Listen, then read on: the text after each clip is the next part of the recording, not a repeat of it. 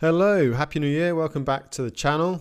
This is the first video of 2026, so I thought I'd just do a little update on the training. So you may remember towards the start of December I did an update on my kind of off-season training, and yeah, seemed to go down well, so I'll follow it up with the next kind of installment of that, and in this video I'll talk about the training I've done kind of through December, so we can probably call this base training.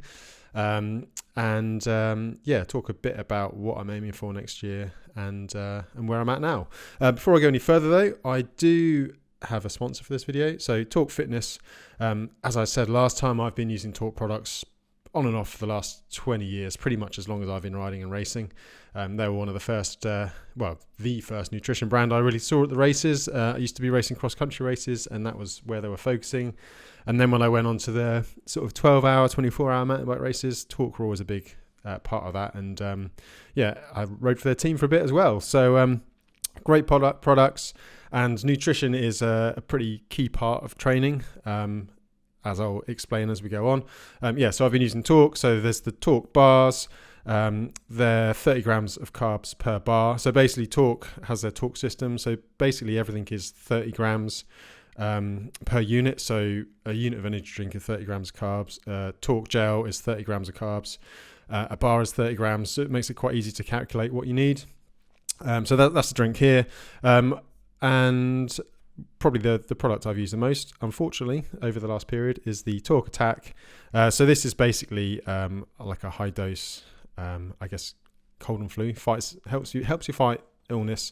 So 1,000 milligrams of vitamin C, 1,000 milligrams of glutamine, and 500 milligrams of echinacea. I'm actually a big fan of like the high doses of vitamin C. I think it's really helped me over the last few years keep pretty consistent, especially having a 2-year-old at nursery. That is the main source of most illnesses in my life at the moment, as you'll probably see in my training diary. Talk Attack, very much recommended. So I've got a discount code, and I'll keep referring back to Talk throughout this, as you know, nutrition is pretty key in the training I'm doing. So let's get over to Training Peaks. As you may recall from the last one, Training Peaks is where I record everything and plan my stuff. So you may remember the first video, the off season, I was basically just trying to build a load of muscle, doing quite a lot of weights and stuff, some intervals on the bike, but not too much, and just kind of riding a bit. And I had this recovery week. I went out to the Netherlands, collected my cargo bike. There's a video on that, which has gone down pretty well. Basically just getting ready to start the proper training, the base training. So I guess the key thing is to know what I'm training for and when. So I'm actually, for the first time in a number of years, I'm not really doing anything at the start of the year. So the last 2 years I've been at the Atlas Mountain Race, which is kind of early mid-February, which means, you know, December's a pretty key time for training. Means getting out there in the miserable weather, and you've got to try and be on it. But this year I'm not focusing on anything early season. So my first big event will be the Trans-Balkan at the end of May. So that gives me quite a lot of time. So this year I'm kind of basing, I had a similar setup last year. I did Atlas early on, and then I went to the Hellenic Mountain Race and then Silk Road Mountain Race. And basically I was going really, really well at the end of April. And I basically had to try and hold on till the Hellenic Race, and it was kind of on the limit. So this year I'm going a bit slower, and I'm hoping I can get the same form at the same time, but just build a slightly better foundation. So with that in mind, I'll show you what I've been doing. So had this recovery week. The plan was to start sort of training properly and have a good 3-4 week block before Christmas. But as you can see, I got ill. So it was going to happen. I tend to know when I'm going to be ill because my daughter will be ill to start with, and then my partner, and I'm normally last in the line. It's normally about a week to 10 days after they get ill. So basically, if my daughter's ill, I try and train really hard and get as much done as I can because I know what's coming basically. So as you can see, I got back, and the first week of my training that I sort of planned out was being ill. And I think the key thing with the training is you've just got to be super, super flexible, especially if you've kind of got kids at school or nursery, because you're going to be ill and you're going to lose time and you can't get stressed out about it. And I think that's one of the biggest things. I've been self-coaching for kind of 18 months now, and that's the biggest thing I found is just not feeling the pressure to train when you're not feeling 100%. So yeah, I basically ended up having, I did a bit of a ride here. What was 12 hours riding here, but that was just steady riding. And then, another 12, 13 hours. So I was managing to sort of basically stabilize the fitness, 86 CTL, which is not huge. That's about as low as I've been for a while. So that's the accumulation of your training load if you're not familiar with training peaks and all the lingo. And then basically at the end of that week, I started getting going again. So I was still feeling a little bit off. So I just did an endurance ride, and then the weather was awful. So I did this clobber. It's basically one of these Wahoo system workouts, which I quite like. It's essentially a 2 by 20 minute sweet spot. So I was inside on the home trainer. Don't like doing that if I can help it, but as I had been ill and it was cold and wet and hammering down outside, I just went on the trainer, and then I did my first gym strength. So I try and do a bit of gym strength. I think it's really important.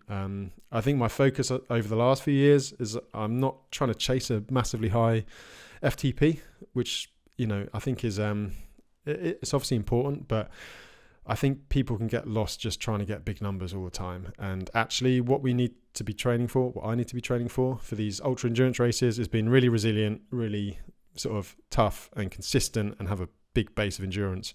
My FTP is probably not as good as it used to be. I am getting older now as well. I'm 37 now. But when I'm on it, my FTP is good. And the difference I found is I can push those hard numbers at the end of a long ride. So I've been really working on resilience. And I think weights and strength is part of that as well. If I get too skinny, I just know I'm going to get ill, and I get bad back and things like that.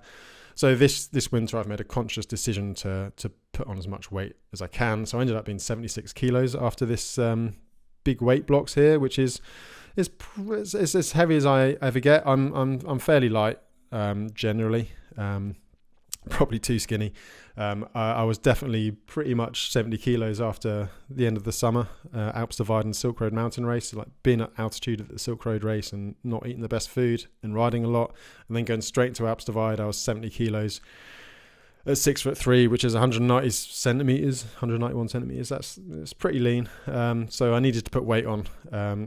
Put 6 kilos on since the end of since mid-September, which I'd say is pretty good.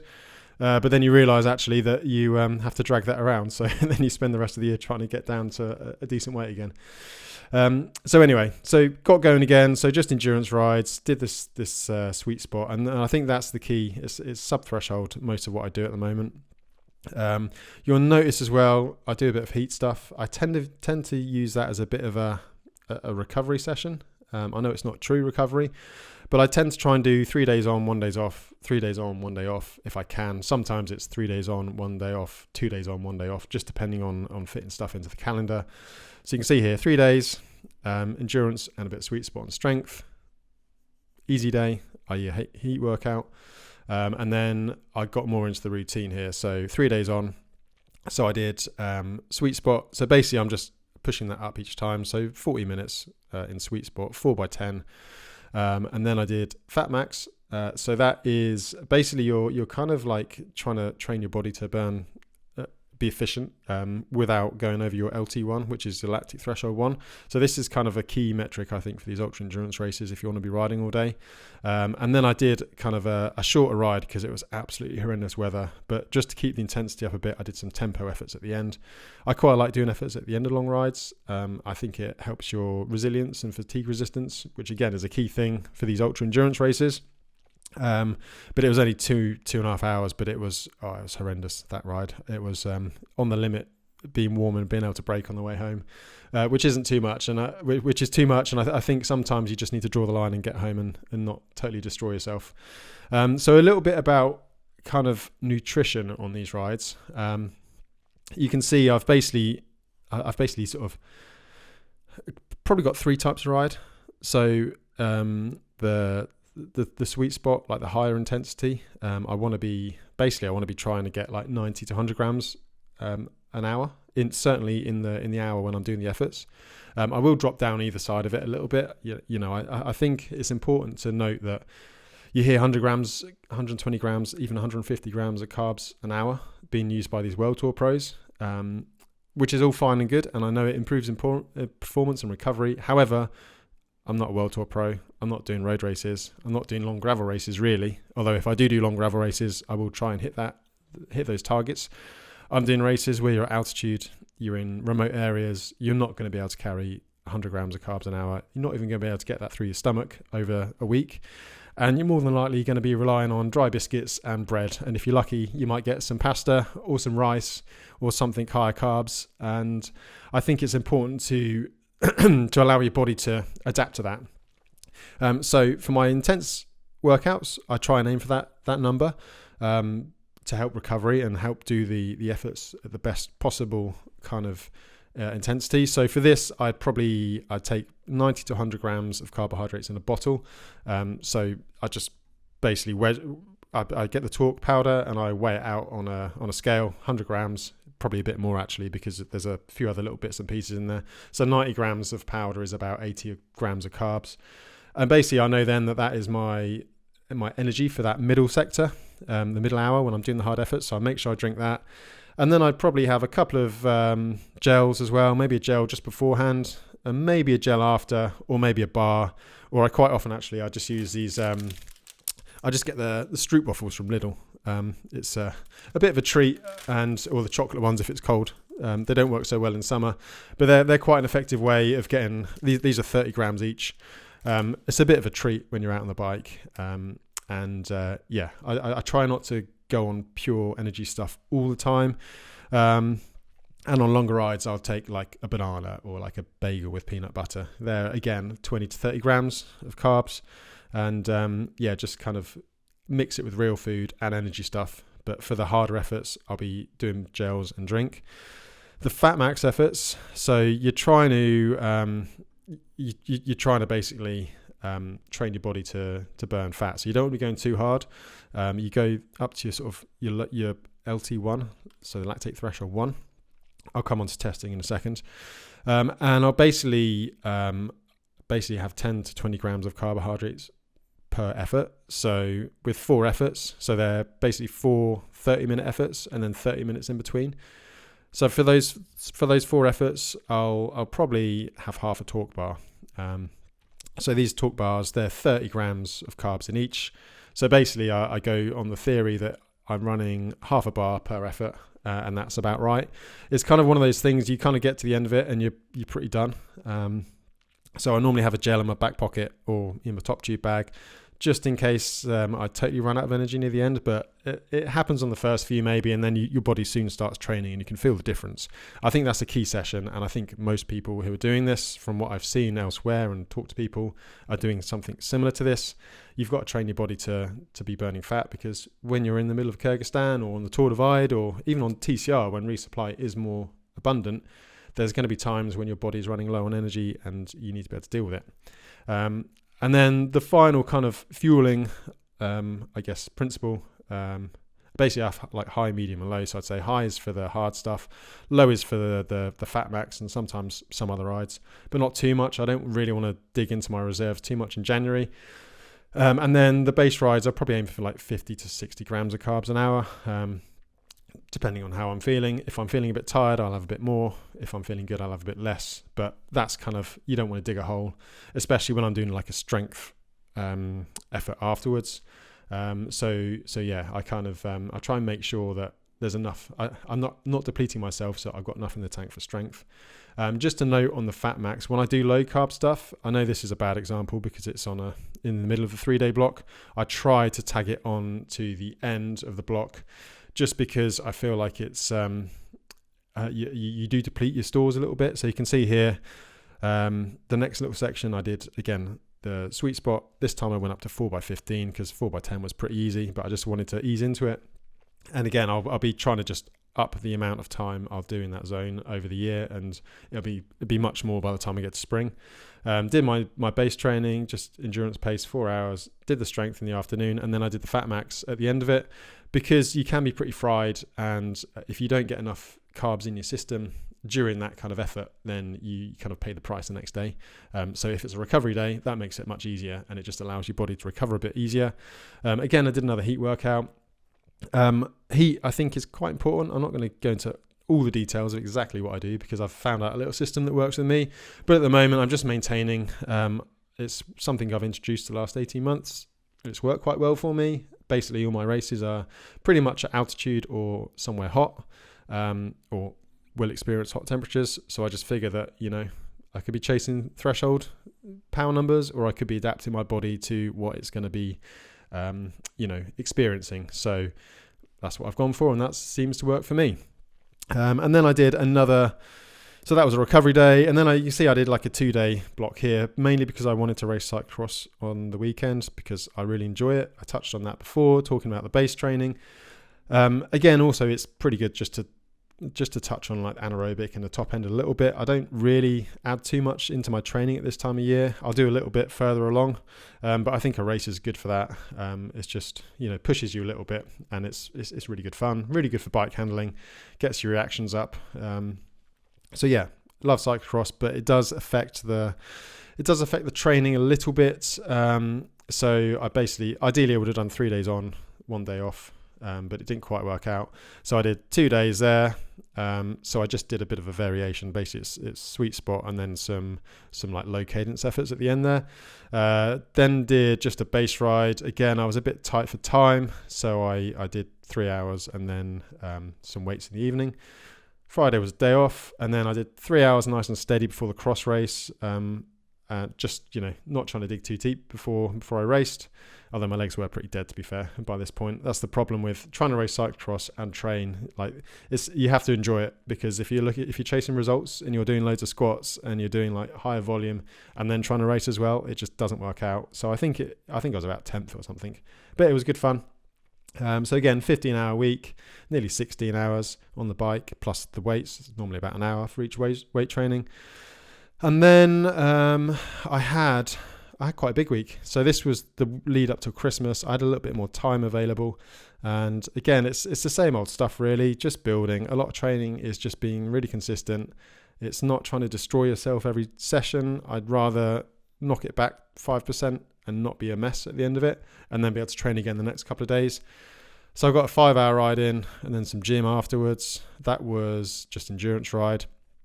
I did another little heat workout as a recovery ride. The same old sweet spot, 4x15, and then 5 hours sort of endurance. That ride it just hammered it down the whole time. That was full rain shorts, hood up, rain gloves, everything. But I just had it in my head. I wanted to do a 5-hour ride. I wanted to get a 20-hour week before Christmas. And then I did my strength afterwards. And then the Fat Max again, that's normally about a 4-hour ride, as you can see. And that was fine. And then I had a rest day. And then same again, 4x15, sweet spot. Did my strength training. And that was the lead up to Christmas. So I like to do a 100-mile ride around Christmas. So I did that on the Monday. So that was 6.5 hours in the end. And then basically, that was a nice little 3 to 4 week block. So there was a lot of talk attack taken in that time. I felt like I was on the limit quite a lot, trying to not be ill. But I do think this stuff really did help a little bit. So I took a lot of that and just managed it day by day. Got to Christmas without being too ill, which was good. Got some solid weeks in. So that was 21 hours on the bike plus a couple of weights. That was a 3-weight session that week. So that's quite a heavy week. And then the big ride here. And then I was going away bikepacking just after Christmas. So I knew, like, even if I lost volume in that block, I wasn't too fussed, because I knew I'd be getting some big rides bikepacking in that sort of week before the end of Christmas and the start of January. So I headed out to Morocco. You can see here I weighed myself as well. So I lost, nearly a kilo in that block. So yeah, I think that was probably because a lot of fluid and stuff was in my muscles after all the weight stuff as well.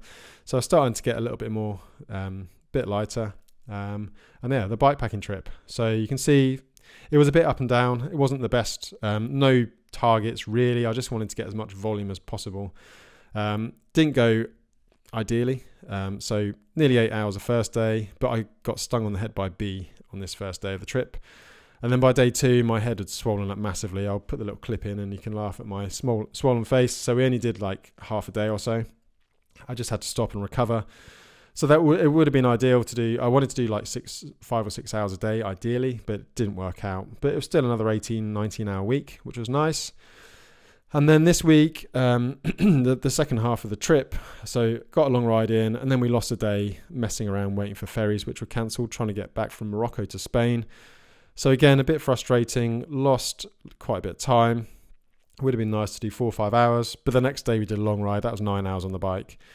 And the day after that, 5.5. And then finally, 4 hours. It was absolutely hammering it down. So yeah, could have been better. Would have been nice to do a bit more, but it didn't quite work out. So, but it was still like 28 hours riding, 29 hours riding. That's a pretty decent base week. So I can't complain about that. And I was definitely ready for a rest after. And again, losing a bit more weight, 74.1. So I think, need to make sure I'm eating a bit more. Obviously, when you're bikepacking, you're not eating, I haven't got the talk stuff, I'm not banging the gels or even the high carb stuff.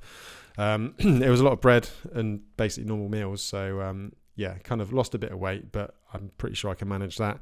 I'll aim to be around 72-ish, maybe 71 for Trans-Balkans, a bit more for Silk Road, like 72.5, 73. So yeah, we're getting there. And then basically had a bit of a rest week. So needed it. So there was a day off on the Saturday traveling back, day off Sunday, and then just a bit of a recovery spin on the turbo trainer because the weather was awful. Did some openers, and then, today I'm going to do a test. So I've not talked about testing much, but this is important to set your zones and make sure like the LT1 and the LT2, so your two thresholds are set well. So I use the inside test. Basically, it's out on the bike. You can use like the blood lactate test. I have done that, but to be honest, I'm not a big fan of stabbing my finger with a needle and testing blood, and I'm not particularly confident at interpreting the data. Numbers aren't necessarily my strong point. So basically I do this inside test, which gives you basically the same values and a load more information.